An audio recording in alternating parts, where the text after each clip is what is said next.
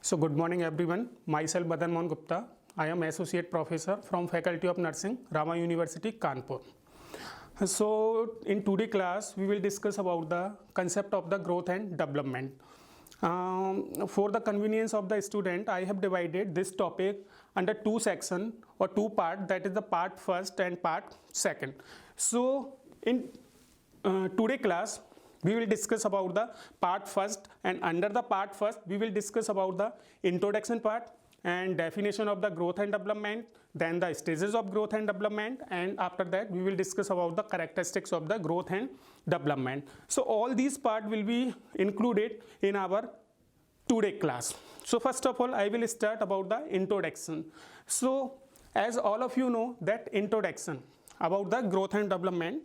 So growth and development is the essential part of the every human being.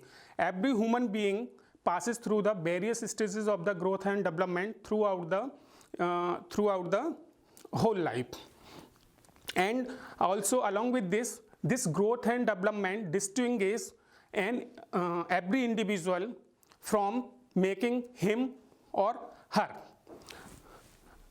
Actual में growth and development both are the interchangeable term which can be utilized in field of the measurement of the growth and development of the baby or child. The process of growth and development start from the time of the birth and it is continue up to the maturity, or you can say it is continue up to the old age of the persons through the death of the person. So by this sentence we can say that every individual have to pass through the various stages of the growth and development throughout the whole life. Now we will discuss about the definition of growth. Growth is considered as the quantitative measurement. Quantitative measurement, that means in this process or under the process of the growth and development, there is the increases in the tissues of the body, like you can say increase in the physical growth of the body. This physical growth can be measured in terms of the centimeter, pounds, while the development is the qualitative phenomena. Qualitative phenomena, that means under the process of the development, every individual learn how to perform various activities throughout the different age categories. That means you can say that when the child become more mature, when the child become start to mature or passes through the different stages, then the child learn how to sit, how to walk. So this process of the sitting, this process of the standing, this process of the climbing the stairs indicate qualitative phenomena, or it can describe in terms of the development. Now we comes in the definition of the growth. So growth means increase in the physical size of the body. Growth means very simple term, that is described in terms of the physical growth of the body, and the physical growth of the body can be measured in terms of kilogram. It causes different type of the quantitative changes in the human body or the child body, while the development refer to the progressive changes or progressive enhancement in the scale of the child functioning. That means it is the physiological maturation of the child bodily function. That means under the process of the growth and development, child learn how to perform various activities on the different age categories. It measures the functional or physiological maturation of the nervous system, because as we know that different kind of the activities of our body performed through the help of the nervous system. So under the development process, the child learn how to control various activities of the body, and this is only possible with the help of the central nervous system maturation. So under the process of development, the central nervous system become more mature as the child grow, as the child mature. Like example, we can say that during the first year of the life, the child can learn to speak, the child can learn to sit. So all these phenomena, all these milestones indicate process of the development. So the stages of the growth and development divided into three different categories. First one is the prenatal period. Second one is the postnatal period. So these stages of the growth and development divided into the two parts, that is the prenatal period and the postnatal period. Prenatal period, as the name indicated, means before the birth of the child, and the postnatal period, that means, as the name indicated, after the birth of the child. So both are the different aspect of the or different stages of the growth and development. So under the prenatal period, basically this prenatal period is divided under the three subcategories or three subtypes. First one is the ovum category, second one is the embryo category, and third one is the fetus category. So ovum category generally considered from the 0 to 14 days of the conception. That means once the conception will take place, after that from up to the 14 days of the time considered as the ovum period. And then second one is the embryo.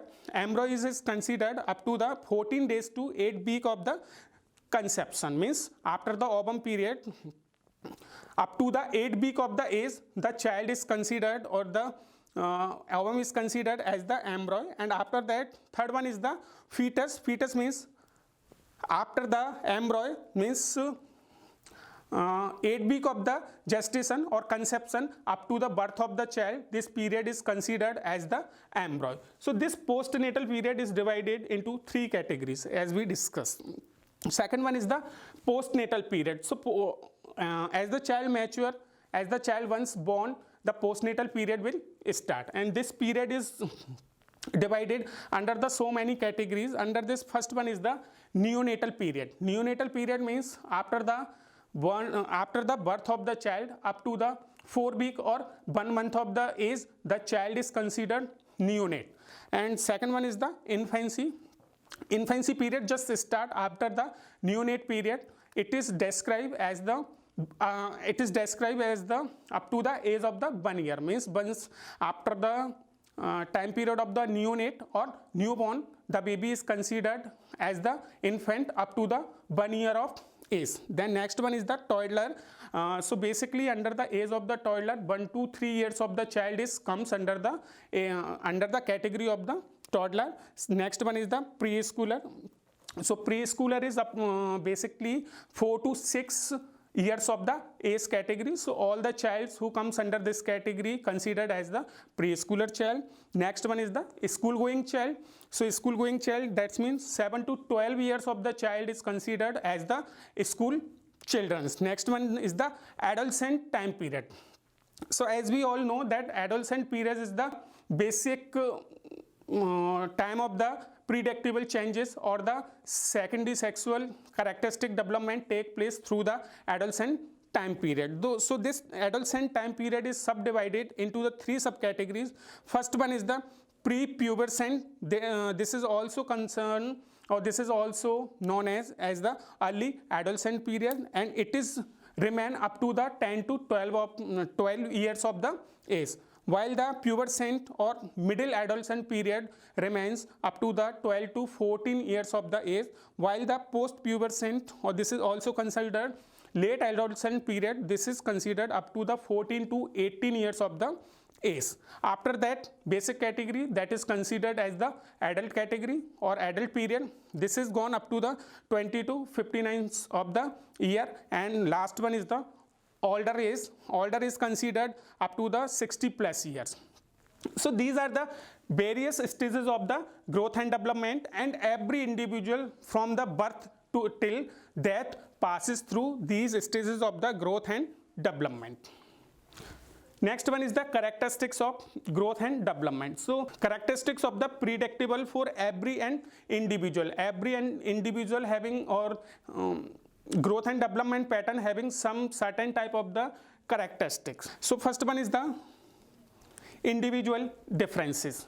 Under the characteristics of the growth and development, first one is the individual differences. So as we know that the rate of the growth and development is individual for the every child. That means the rate of the growth is individualized for the every child. That means some childs grow on a rapid rate, while some childs grow at a very low rate. So that's why we can say that the individual differences are very responsible for the growth and development of the child. Next one, development is similar to all. As we discussed that growth is predictable to all, or there are the individual differences for the growth and development of the child, but in case of the development it is not like this. Means development is always unique for all the child. Either he belongs from the he or she belongs from the different categories of the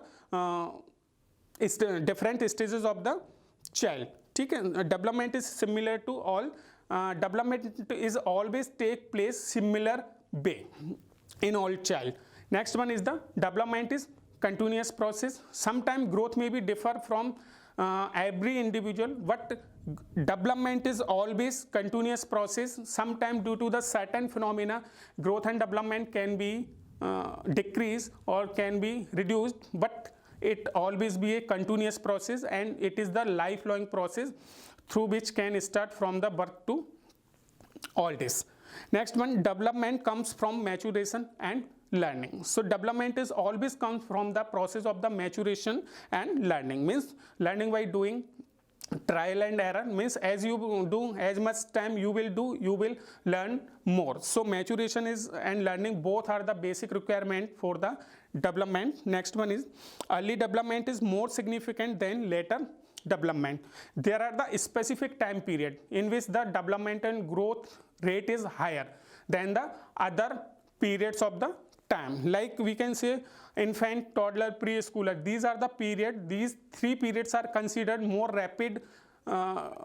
These three periods are considered as the more rapid period for the growth and development of the child.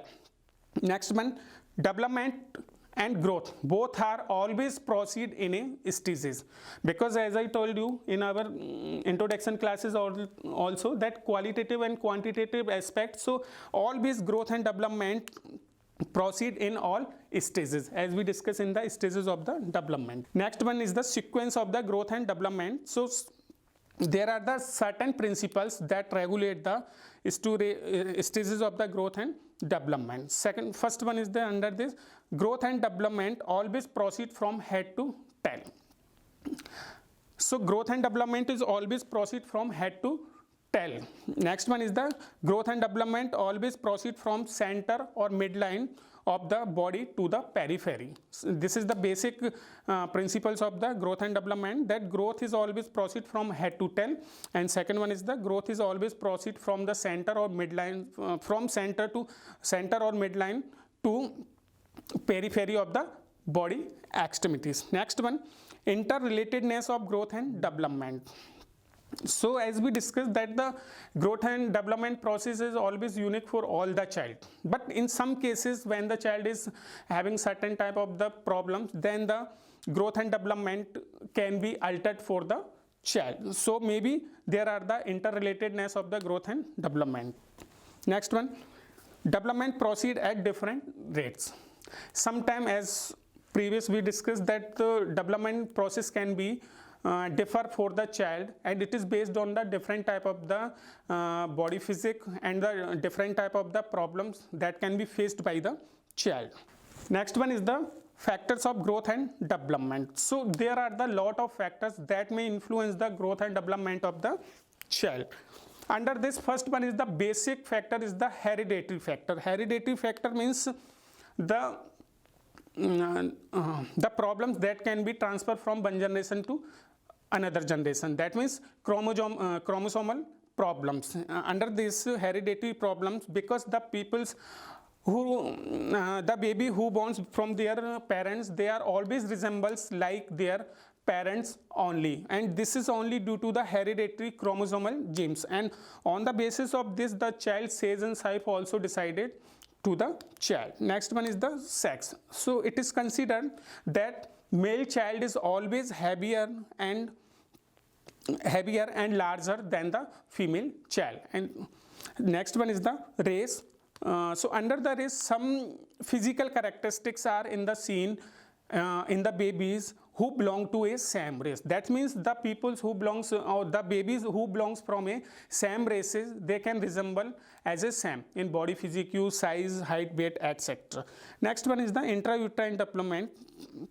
So certain factors like malnutrition, maternal infections, illnesses, uses of the drugs, pregnancy, these always having the adverse effect on the growth and development of the child during the intrauterine period. So due to this, sometime the child growth may be retarded. Next one is the nutrition. So as we know that nutrition is the basic requirement for the everyone during everyone. Yeah, like same for the pregnant woman also, the nutrition is the basic requirement. So during the during the pregnancy, if the mother is not taking proper nutrition, then there may be chances that the growth and development of the baby may be retarded, and the child may suffer from the different type of the problems.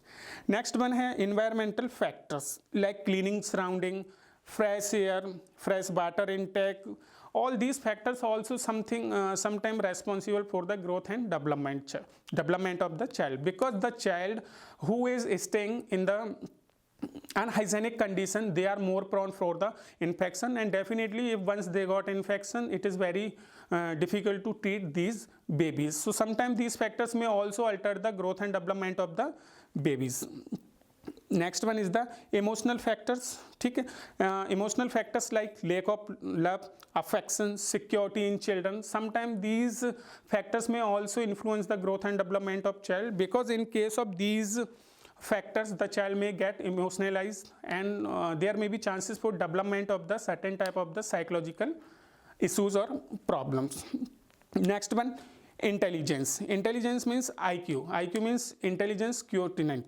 So every children, it is considered that the children of the parents who are whose IQ is very high, so definitely the parents who having good IQ level, their children also having good IQ level. This is the genetically. Next one is the exercise. So we know that exercise play important role in growth and development of the child.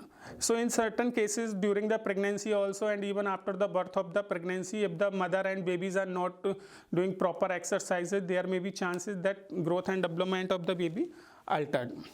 Next one is the hormonal effect. So under the hormonal effect, as we know that the endocrine glands play an important role in growth and development of the child. So due to the certain problems or endocrinal problems, if there is the hormonal imbalances in the body, then definitely the growth and development of the babies can be seen.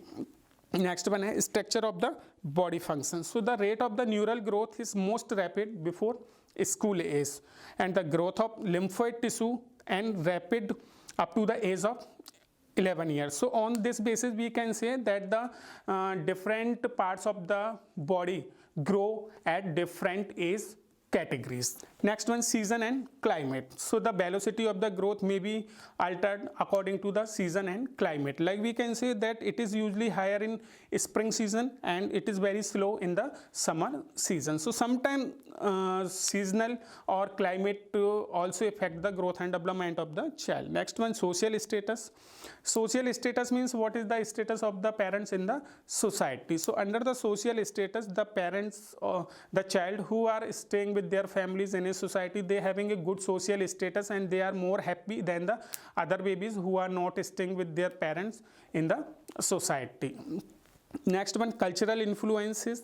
Every family having their own cultural practices. So sometimes cultural practice may also influence the growth and development of the child. Next one is the maternal infection during the pregnancy. So these maternal infections can be divided, abbreviated in form of the TORCH, S-T-O-R-C-H, as syphilic infection, toxicoplasmosis, other infections like hepatitis, rubella infections and cytomegalovirus infections. These infections during the pregnancy time period may alter the growth and development of the child. And other than this, there are other lot of factors that may also influence the growth and development of the babies, like the alcoholism, smoking, drug abuse during the mother, during the pregnancy. These may also affect the growth and development of the child. So under part second, we will discuss about the importances of study of growth and development, means why the study of the growth and development is necessary for nurses, what is the importances of growth and development in nursing, and the different parameters or techniques that can be used in assessment of the growth and development. So first one is the importances of the study of the growth and development. So under the importances, we know that the nurses are the prime responsible figure in our community which can provide the direct care to the patient. Like same, the pediatric nurses is also responsible to provide the direct nursing care to the child, and this is only possible when these nurses having appropriate knowledge or adequate knowledge about the growth and development. They then only they can able to assess the growth and development of the child, and they are able to find out any alternation in the growth and developments. So there are the various aspects for which the study of the growth and development is very necessary, not only for nurses. I think it is necessary for every individual, like caregivers and parents also. If they having proper knowledge about the growth and development, definitely they can able to find out various problems of the children. So first necessity of the growth and development is that if the parents or the nurses having proper knowledge about the growth and development, they can able to find out the behavioral aspect of the child. In the sense, I mean to say, they can able to find out they can able to understand the behavior of the children's, because the every child having the different types of the behaviors. So through the study of the growth and development, the parents can easily understood the behavior of the child, and according to that they are able to manage the problems of the child. Second one is the parents or the caregivers are able to assess the normal growth and development of the child, either their child is developing on a proper way or not, what is the negative issues, they can able to find out about all these aspects. Next one, to find out the deviation from the normal growth and development. So definitely it is only possible when the person's having adequate knowledge about the growth and development. Suppose if someone having proper growth and development, then he or she can able to find out the deviation from the normal growth and development. And suppose if the parents having proper knowledge about this, definitely they can able to find out the normal deviations of the growth and development, and according to that they can able to provide the proper management or the treatment services to the child on the primary stages. Next one, to understand the need of the child according to the level of the growth and development, because as we all know that according to the level of the growth and development, the needs of the child is also different. So through the study of the growth and developments, the parents are able to know that what is the basic requirement or what is the basic needs of the child on the different ages of the growth and development. Next one, helps in planning to provide the comprehensive nursing care. So definitely once if you able to know that what is the problems, what is the different type of the problems are there in child, then only you are able to provide the comprehensive nursing care to the child. Next one, to develop a good communication with the parents. So if the parents having proper knowledge, then they are able to maintain a good relationship with the child. Next one, proper study of the growth and development is essential for optimum health and proper physical, mental, intellectual and social functioning of the individual, and this is only possible with the help of the study of the growth and development. Through the study of the growth and development, the nurses are able to provide the individualized care to the child on the basis of the needs of the child. Next one, to identify the children's who may not look apparently sick but actually they are sick. So sometimes what happened during the stages of the growth and development, some childs actually they are ill, but sometimes they are not appear as they are ill. So in that condition, if you having proper knowledge, if the parents or caregivers are having proper knowledge about the growth and development, then definitely in this situation also they are able to find out that what is the actual problems of the child. And next one is to teach and guide the parents and caregiver how to observe and use their knowledge so that they can help their children to achieve optimal growth and development. So through the study of the growth and developments, the parents and the caregivers and the other people, those who are directly or indirectly involved in care of the child, they are able to know, or they are able to observe that how to use their knowledge to provide the better services to the child. Now second thing we will comes on the techniques or parameters for assessment of the growth and development. So these parameters are divided into two categories. First one, parameters for assessment of the growth, and parameters for assessment of the development.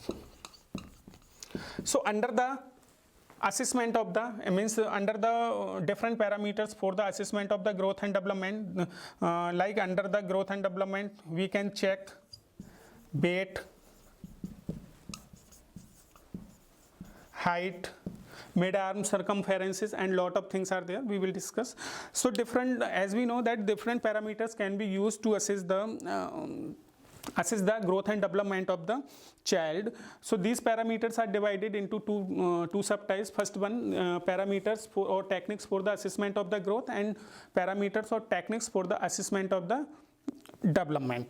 So first one, under the parameters or techniques for assessment of the growth, we will discuss about the weight. So we know that weight is the one of the best criteria for assessment of the growth of the babies. Not only in babies, even in specific age also, in any age we can assess the growth of the peoples through the help of the weight. So that's why it is the base, it is considered as the one of the best criteria for assessment of the growth, and also it is the good indicator which can show the health status and nutritional status of the child. So as we know that during the time of the birth, the normal weight of the baby is, according to Indian scenario, the normal weight of the baby is approximately 2.5 to 3 or 3.5 kg. But as the child matures, the weight of the baby is also increase. So this continuously increasing in the weight indicate the growth of the baby. Like we can say, in age of the 5 months, the weight of the baby become double of the birth weight. So suppose I mean to say means when the baby is born, if the during the birth time the baby having 3 kg of the weight, and after the age of the 5 months, if he or she having the just double of the birth weight, that it is indicated that the child is growing in a optimal and normal way. Same thing in the age of the 1 year, the weight of the baby become triple of the birth weight. That means if the baby is born at the birth time, the baby having 3 kg of the weight, then after the 1 year the baby having weight approximately 9 kg. So this continuously increasing in the weight indicate that the baby is growing. Next one is the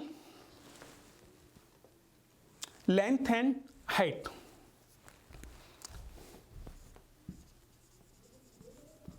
Length and height.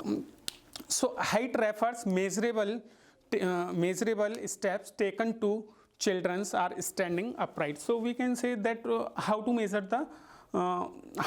the length or height of the babies.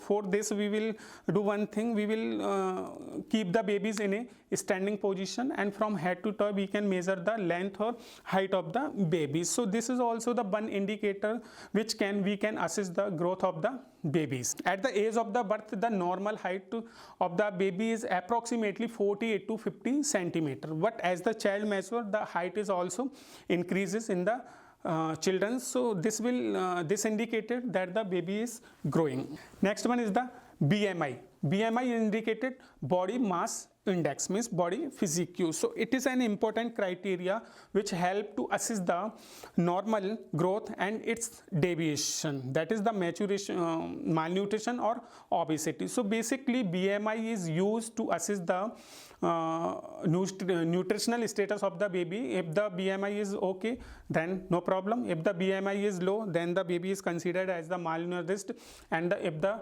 BMI is more than if the BMI is high or more, then baby is considered as the obese babies. So there is one basic formula for the measurement of the, or for assess the BMI of the children, that is the weight in kg upon height in meter square. If we are putting weight and we are dividing this weight in, if we are putting weight in kg and we are dividing this weight by the height in meter square, then we will get the BMI. There are the some categories of the BMI. So normal BMI is considered as the 18 to 25. Normal BI is considered as the 18 to 25. If the baby having less than 18, then he or she considered as the malnourished, and if the baby having more than 25, then the baby is considered as the obese. So this is the BMI. So here you can see we discuss about the weight, height, length and BMI. So next one is the upper segment and lower segment ratio. That is also known as the, in short, it is known as the body proportion. So as we can see that as the child born, the body segment is approximately 1.8 ratio 1. 1.8 ratio 1. This is the upper body segment ratio and this is the lower body segment ratio. So we can say, according to this ratio, we can say that when the at the time of the birth, the upper extremity of the baby is just double of the lower extremity. That's why when the baby born, at that time the head and upper extremities always looks double from the lower extremity. This is the body proportion, means when the baby born, the upper extremity ratio is the 1.8 while the lower extremity ratio is the 1. That's why the head is always heavier. So that's why at the time of the birth, the head of the baby is always heavier. But in age of the 3 years, this ratio will come as 1.3 ratio 1. Means as the child mature at the age of the 3 years, this ratio will decrease and this ratio will reach up to the 1.3 ratio 1. Then at the age of the 7 year, this ratio will reach as the 1.1, and approximately in age of the 10 to 12 years of the age, this ratio become equal, that is 1:1. So this is the body proportion, and this body proportion indicate that when the baby born, the upper extremity is heavier because of this body proportion ratio, and as the child comes on the age of the 10 to 12 years of the age, this ratio become equal, that is 1:1. Next one is the head circumferences. So head circumferences are always related through the brain growth and development. So at the age of the at the birth age, the head circumference of the baby is approximately 45 centimeter. But when the babies grow, this head circumferences is start to reduce. Next one is the chest circumferences. So chest circumferences is always 2 to 3 centimeter less or lesser than the head circumferences. So as I told you that head circumferences this much, then the chest circumferences is always 2 to 3 centimeter less than the head circumferences. Next one, mid-arm circumferences. So this measurement help to assess the nutritional status of the children. So at the age of the birth, the normal mid-arm circumferences is 11 to 12 centimeter, and at the age of the 1 year of the age, this circumferences become 12 to 16 centimeter, and approximately at the age of 15 years, this mid-arm circumference become 20 to 21 centimeters. 20 to 21 centimeters, and we can say that as the child mature, this circumferences, mid-arm circumferences continue to increase. Next one, eruption of the teeth. So as we know, there is a variety of the there is a variations in the time in eruption of the different types of the teeth in the babies. So first teeth, basically lower central incisor, just appear at the age of the 6 to 7 month of the age, and as the child mature, other type of the teeth also erupt in the babies. Next one is the fontanel's closure. So as we know that when the child born, there are the two fontanelles in the babies, posterior and anterior fontanelles. So posterior fontanelle generally close early few weeks, that is 6 to 8 weeks of the age, that is considered 1.5 to 2 months of the age, while the anterior fontanelle normally close by the 12 to 18 months of the age. And this is just only due to the sometimes craniosynthysis also can be seen in some babies, and it is generally due to the premature closure of the skin bones. So now we will discuss about the parameters of the assessment of the development. So previously we discussed about the parameters for assessment of the growth. So now we will discuss about the different parameters that can be used for the assessment of the development. So under this first one we will discuss about the motor skill development. So these motor skill developments are divided into two subcategories. First one is the fine motor skills and second one is the gross motor developmental skills. So normal development, as we know that normal development is a complex process and has a multiple facts. So it is the measurement of the functional and the physiological measurement of the maturation of the nervous system. So there are the different domains, there are the different techniques that can be utilized for the for the assessment of the development. So first we will discuss about the motor skill development. So it include motor skill development include development of the muscular, skeletal and CNS, that is the central nervous system. So in a simple words we can say that in the motor skill development there is the basic development of the muscular system and the skeletal system and the central nervous system. So infant exhibit phenomenal increases in their gross and motor skills over the age of the first 12 months of the life. It has two subtypes. First one is the gross motor skills. So the term gross motor skills refers to those that use the large muscles. So in gross motors, in the gross motor skills there are the large activities of the large muscles. Control activities are learned by the child, like control of the head, rolling, sitting, walking. So these are the different examples of the gross motor skills, while in fine motor skills the baby depends upon the neural tract maturation. So in this fine motor skills, the different type of the reflexes are replaced by the purposeful activities, and development of sensory motor adjustment activities will take place in the fine motor skills. Second one is the communication and language development. So it is sensory motor development. It depends upon the hearing, level of understanding, power of intimation and the encouragement. So these skills always depends upon various activities like level of the hearing, level of understanding, power of intimation and the encouragement. It is the skill of communication in the sphere of expression by sound, language, speech. For several months the baby is only learned to cry, but as the baby increased he started to learn something simple words like dada, papa, kaka, nana. After that he learned other languages also. Next one, personal and social development. So under the personal and social development, it is the ability to interact with the environment, including intellectual, moral, emotional, social and spiritual development of the baby. So under this personal and social development, the baby learn how to the intellectual, moral, personal and social development of the baby take place. Under this the baby learn how to play with different types of the toys, how to communicate with the society, all these things. Like we can take one example, like at the age of the 2 months, basically the baby is give a social smile to the non-people. But after 3 months, something what the baby is started to recognize their mother.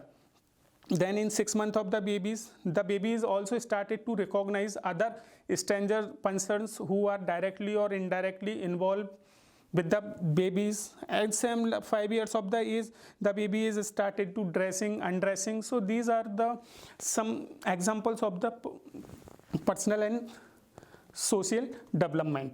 Next one is the sensory development. So sensory development indicate maturation of the CNS. In this sensory development, the baby learn how to respond different type of the sensory stimuli, because when the baby is started to perceive different things, he started to give response according to their age. Next one is the emotional development. So it related with the development of the emotions in the child, because as the child mature, he become emotionalized and he will started to learn how to emotionalize in different time periods. So thank you everyone for listening me.